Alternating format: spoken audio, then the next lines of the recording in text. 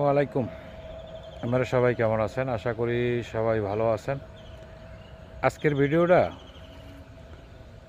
একটু সতর্কমূলক কথা বলার জন্যই আসছি আর কি ভিডিওতে। ঈদ তো আসবে আসবে আসলো, ঈদ চলে গেল। তবে ঈদের মধ্যে আসার সময় মানুষ অনেক অ্যাক্সিডেন্ট হয়েছে। জীবনের ঝুঁকি নিয়ে লঞ্চ ঘাটে দেখলাম, লঞ্চ বেকার দেশে ওই সময় মনে করেন লঞ্চে ফিসে গেছে একটা লোক, দুইটা লোক। আসলে এই জীবনটা আর ফেরত পাওয়া যাবে না। যতই বলি একটি দুর্ঘটনা সারা জীবনের কান্না, কিন্তু সারা জীবন কানলেও কি জীবন ফেরত পাওয়া যায়? ফেরত পাওয়া যায় না। এই জন্য বলছি, যারা কাজের জন্য আবার গন্তব্যস্থানে যাবেন, একটু সাবধানে যাবেন। সাবধানে গেলে জীবনটা রক্ষা হইলে আপনি কাজ পাবেন, আর যদি জীবনটা চলে যায় কাজ আর কোথায় পাবেন? এই জন্য সবাইকে একটা জিনিসই বলি, জীবনের মূল্য কিছু দিয়ে হয় না। এই জন্য যারা এখন ঢাকামুখী হবেন, শহরমুখী হবেন, সবাই সাবধানে যাবেন।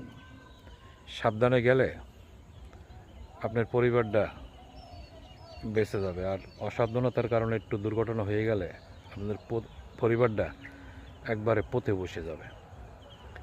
এই জন্য সবাইকে বলি, যেটা আমি কি আপনি কি সবাইরই একটা জিনিসই কথা বলবো, সেটা হলো সময়ের মূল্যটা না দিয়ে জীবনের মূল্যটা দেন।